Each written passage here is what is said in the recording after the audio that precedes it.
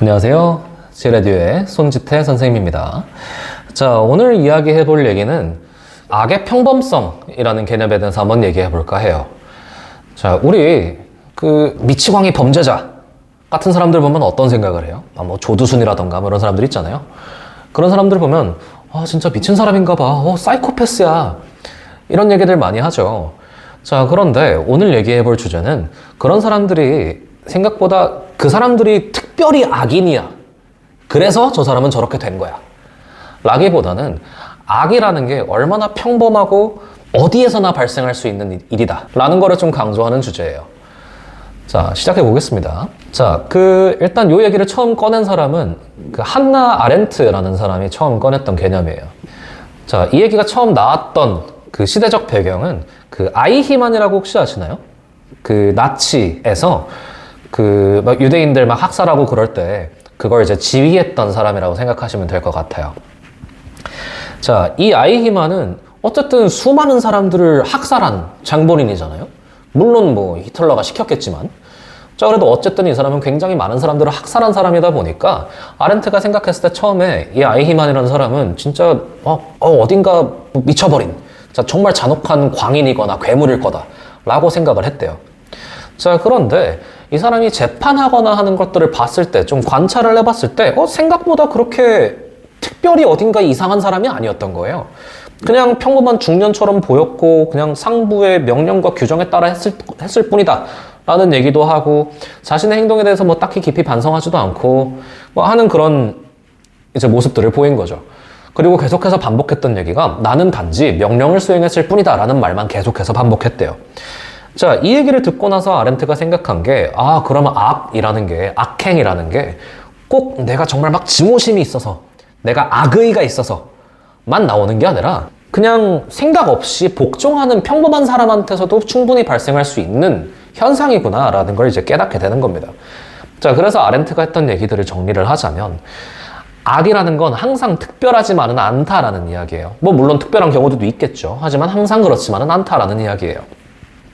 자, 우리가 흔히 악인들을 뭐 사이코패스다, 광인이다, 뭐 극단적인 증오로 인해 뭐 저런 행동을 했을 거다, 이런 예상을 하고 이런 편견을 좀 갖는 것과는 달리 생각보다 너무 평범해서 눈에 안 띄는 사람들이 갑자기 악행을 저지르는 경우도 충분히 있다는 얘기예요. 자, 그래서 뭐 회사원일 수도 있고 공무원일 수도 있고 군인일 수도 있고 뭐 일반 시민일 수도 있고 그렇다는 얘기죠. 자, 그러니까 막 PC방 같은 데서 갑자기 가위 들고 흉기 들고 막 난동 부리고, 지하철역에서 갑자기 칼 들고 난동 부리고, 뭐 미국 같은 데서 갑자기 총기 난사 사건 같은 게 발생하고 하는 것들도 생각보다 너무 아무렇지도 않았던 사람들이 갑자기 그런 경우들이 많잖아요. 자, 다 악의 평범성 이론에 어느 정도 부합하는 내용들이라고 생각하시면 될 것 같아요. 자, 그러면 이 얘기를 할 때 가장 중요한 원인 중에 한 가지는 뭐냐면 사람들이 생각을 그렇게 안 한다는 얘기예요. 자, 여기서 생각하지 않는다는 얘기는 그냥 오늘 뭐 먹지 뭐 이런 얘기가 아니라 내가 이 행동을 해도 될까? 어떤 명령을 받았을 때, 지시를 받았을 때 이 행동이 옳은 걸까? 내가 이 지시를 그대로 따르는 게 맞을까? 다르게 해야 되는 거 아닐까? 하는 식의 스스로에 대한 사유 혹은 고민, 고찰을 하지 않는다는 얘기에 해당해요. 자, 그래서 나에 대한 도덕적 성찰을 충분히 하지 않는다면 충분히 평범한 사람들도 어느 순간 악에 가담해 있을 가능성이 있다는 얘기입니다. 자, 그래서 요거를 보여주는 이제 실험들이 몇 가지가 있는데, 제 대표적인 예시가 스탠퍼드에서 진행했던 감옥 실험, 혹시 다들 아실지 모르겠어요. 자, 이게 그냥 평범한 대학생들 데려다가 그들의 역할을, 자, 한쪽 그룹은 죄수, 한쪽 그룹은 간수로 나눠놓고 그들의 행동 양식을 일정 기간 동안 확인을 했을 때 죄수들은 정말로 자신을 죄수로서 여기고 자신을 을로 여기게 돼요. 자, 그런데 간수들은 자신들을 정말로 간수, 즉 갑으로 여기고 죄수들을 억압하고 핍박하기 시작해요. 분명 이들은 실제 죄수가 아니고 실제 간수가 아니라 그냥 다 똑같은 하구들일 뿐임에도 불구하고 그 환경 내에서 그 역할에 몰입하게 되면서 폭력적으로 변해간 거예요. 자, 그럼 이 학생들이 정말 뭐 미치광이었을까요? 사이코패스였을까요? 뭐 악인이었을까요? 그게 아니죠. 그냥 자신들한테 주어진 역할이 간수니까 간수로서의 역할을 다 했을 뿐이에요. 그러니까 명령받은 대로 한 거다 이거죠. 그러니까 이 사람들은 그러면 내가 아무리 간수의 역할을 배정받았다고 하지만 나는 정말로 간수인 것도 아니고 저들도 진짜 죄수가 아니니까 내가 저들을 정말로 죄수처럼 폭력적으로 억압하고 핍박할 필요가 있을까에 대한 생각을 했으면 그렇게 폭력적인 행동을 하지 않았을 텐데 말이죠. 그런 생각을 안 했다고 볼 수 있는 거예요. 자, 그래서 현대사회로 넘어와서 오늘날의 의미를 좀 생각을 해봤을 때는 자, 뭐 군대 같은 데서 전쟁 범죄 같은 거에 대해서도 좀 연관지어서 생각해 볼 수 있겠죠. 아무리 군대가 합법적으로 총을 소유할 수도 있고 사용을 할 수도 있고 뭐 전쟁이 벌어졌을 때는 어느 정도 면죄부를 부여받고 사살을 할 수 있는, 사람을 죽일 수 있는, 폭력을 행사할 수 있는 집단이라고 하지만 어쨌든 전쟁이라는 행위 자체, 그리고 사람을 죽인다는 행위 자체가 내가 명령을 받았고 군인으로서 그 명령을 수행하는 것도 맞을 수 있겠지만 과연 그게 옳은가라는 생각을 하지 않은 순간 사람을 죽인다라는 악행에 가담하게 될 수 있는 거예요.